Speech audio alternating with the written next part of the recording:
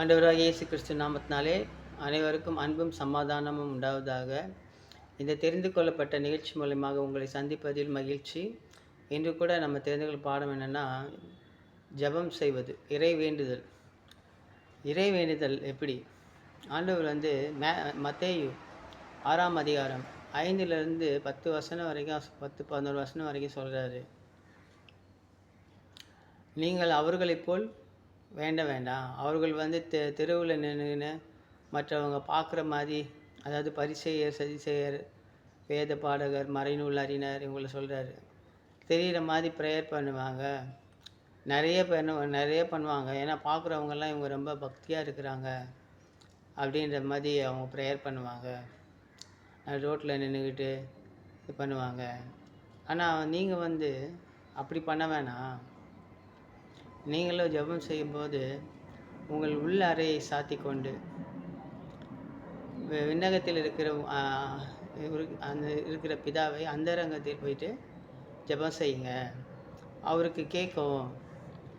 அந்த கையை ரோட்டில் நின்றுட்டு ப்ரேயர் பண்ணுறாங்க பார்த்தீங்களா, எல்லாருக்கும் தெரியாமல். அவங்களுக்கு வந்து அப்போவே கைமாறு கிடைச்சிருச்சு.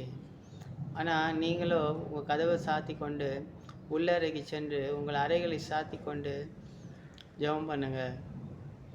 அப்போ அந்த ரங்கத்தில் இருக்கிற பிதா வந்து அதுக்கு வந்து வெளியரங்கமாக உங்களுக்கு பதில் செய்வார்.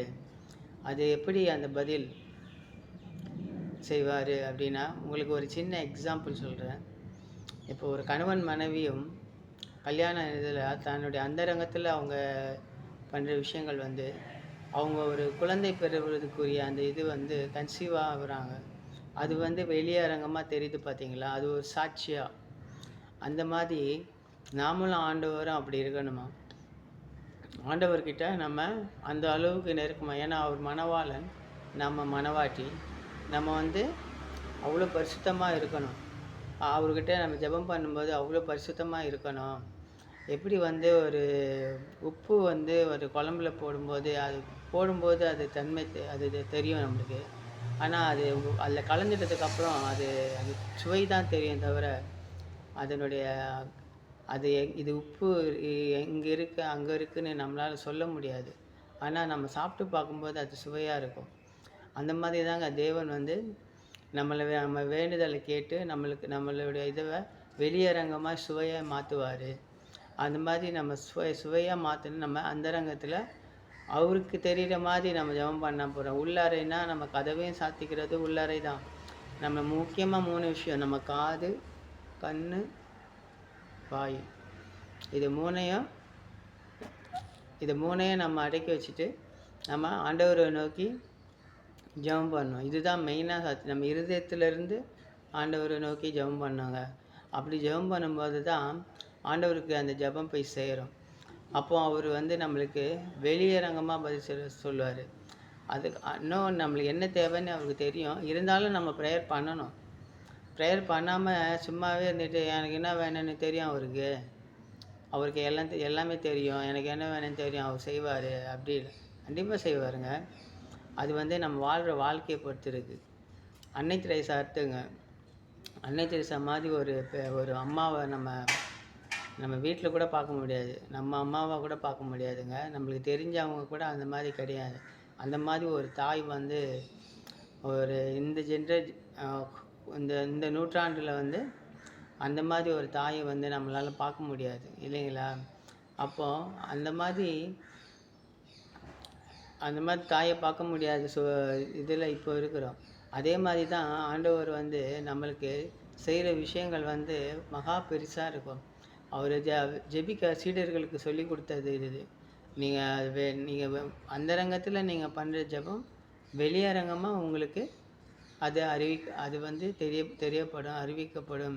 நீங்கள் கீழ் வீட்டில் பண்ணுறது மேல் வீட்டிலேருந்து கேட்கும். நீங்கள் பெந்தகோஸ் நாள் அன்னைக்கு கூட பாருங்கள், அவங்க வந்து மேல் வீட்டு அறையிலேருந்து பேசுவாங்க. அதை பார்த்துட்டு தான் அந்த இடத்துல பேதுரு பேசும்போது ஒரு 3000 பேர் ரட்சிக்கப்பட்டாங்க. மறுபடியும் ஒரு வாட்டி வந்து அப்போஸ்தலர் 4வது அதிகாரத்தில் ஃபஸ்ட்டு அப்போஸ்தலர் 2வது அதிகாரம், இன்னொன்று வந்து 4வது அதிகாரத்தில் பேசும்போது 5000 பேர் ரட்சிக்கப்பட்டாங்க அப்படின்னு வரும்.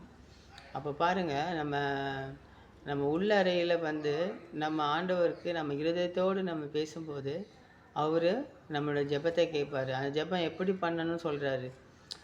உன்னதத்தில் இருக்கிற எங்கள் பிதாவே, உம்முடைய நாமம் மகிமைப்படுவதாக, உம்முடைய ராஜ்யம் வருக, உம்முடைய சித்தம் உன்னதத்தில் செய்யப்பட போது மன்னகத்திலும் செய்யப்படுவதாக. எங்கள் அனுதின உணவை எங்களுக்கு என்றும் அளித்தருளும். எங்களுக்கு தீமை செய்தவர்களை நாங்கள் பொறுப்பது போல எங்கள் பாவங்களை பொறுத்தருளும். எங்களை சோதனையில் விளைவிடாதே. பாருங்கள், ரொம்ப சிம்பிளானது. முதல்ல கர்த்தரை துதிக்கணும், ஸ்தோத்திரம் சொல்லணும், கர்த்தருக்கு நன்றி சொல்லணும், கர்த்தரை பாராட்டணும், கர்த்தரை மகிமைப்படுத்தணும். அதுக்கப்புறம் நம்மளுடைய தேவைகளை அவரிடம் பரிந்து பேசி கேட்கணும். நம்மளுக்கு என்னென்ன தேவை அப்படின்னு கேட்கணும். ரொம்ப பிதற்ற வேண்டாம் அப்படின்னு சொல்கிறாரு. ரொம்ப பிதற்றெல்லாம் வேணாங்க. நம்ம தேவை என்னது? நம்மளுக்கு தேவை என்ன? 3 வேளை சாப்பாடு, மாற்றிக்க துணி, தங்குறதுக்கு ஒரு இடம், போக்குக்கு வரத்துக்கும் ஒரு வண்டி, அதுக்கு செலவுக்கு கொஞ்சம் காசு, அதாவது அது பெட்ரோல் போடவா இருக்கலாம், இல்லை ஒரு செலவுக்கு, ஏதாவது ஒரு செலவுக்கு, இல்லை மற்றவங்களுக்கு கொடுக்க கூட நம்மளுக்கு கொஞ்சம் காசு வேணும். ஸோ அதுக்குரிய அந்த ஒரு தேவைகள் மட்டும் இருந்தால் போதுங்க. அப்போது நம்ம வாழ்கிறதுக்கு தேவையானது அது போதும். அப்படி நம்ம உள்ளறைக்கு சென்று நம்ம காது, கண், வாய் இது 3த்தையும் அந்த அறைகளெல்லாம் நம்ம க்ளோஸ் பண்ணிக்கின்னு இருதயம் அவரோடு பேசணும். அப்போ தான் நம்ம இருதயத்தில் அவரோடு பேசும்போது சாத்தான் இருதயத்துக்குள்ளே பூர முடியாது. இங்கே இருதயம் நம்ம காலியாக இருந்துச்சுன்னு வச்சிங்களேன், சாத்தான் பூந்துடுவான். இருதயத்தில் அவரை வச்சுக்கணும். அவரை வச்சுக்கிட்டா நம்ம இருதயத்தில் அவன் நம்மக்கிட்ட சாத்தான் நம்மக்கிட்ட வர முடியாது. அதனால் தயவுசெய்து எல்லாருமே ஜெபம் பண்ணும்போது ஆண்டவரை நோக்கி உங்கள் தேவைகள் என்னன்னு உங்களுக்கு உள்ள அறையை சாத்திக்கிட்டு உங்களுக்கும் கடவுளுக்கும் நானும் இயேசு கிறிஸ்துவும் நம்மளுக்குள்ள இடையில் யாரும் இல்லை. நம்ம 2 பேரும் நான் அவரோடு உறவாடும்போது அவரு நம்மளோட ஜெபத்தை வெளியரங்கமாக மற்றவங்க பார்க்குற மாதிரி, நம்ம ஒரு சாட்சி சொல்கிற மாதிரி, அந்த மாதிரி அவர் செய்வார். அதனால் எல்லா கிறிஸ்தவர்களே, நீங்கள் தயவுசெய்து ஜெபம் பண்ணும்போது உங்கள் கதவை உள்ள வீட்டையும் சாத்திக்குங்க, உங்கள் சரீரத்தில் உள்ள அறைகளையும் சாத்திங்க. ஏன்னா சரீரம் தான் ஆலயம். அந்த ஆலயத்தில் தங்குறது அவர். ஸோ சரீரத்தின் அறைகளை சாத்தினாதான் இருதயத்தை அவர் வாசம் செய்வார். அதனால் நீங்கள் ஜெபம் பண்ணும்போது ரொம்ப தாழ்மையாக உங்கள் அறைகளை சாத்தி கொண்டு ஆண்டவரோட ஜெபம் பண்ணுங்கள். உப்பாக இருங்க, ஆனால் சுவையாக இருக்கணும். உப்பு எங்கே இருக்குன்னு தெரியக்கூடாது. ஆனால் ஆண்டவர் அதை வெளியரங்கமாக உங்களுக்கு பிரதிபலிப்பார். நன்றி. நீ இவ்வளோ நேரம் இதை கேட்டுக்கொண்டிருந்த உங்களுக்கு அன்பும் சமாதானம் உண்டாவதாக. இதை கேட்டுக்கொண்டிருந்த நீங்கள் கர்த்தரால் ஆசீர்வதிக்கப்பட்டவர்கள்.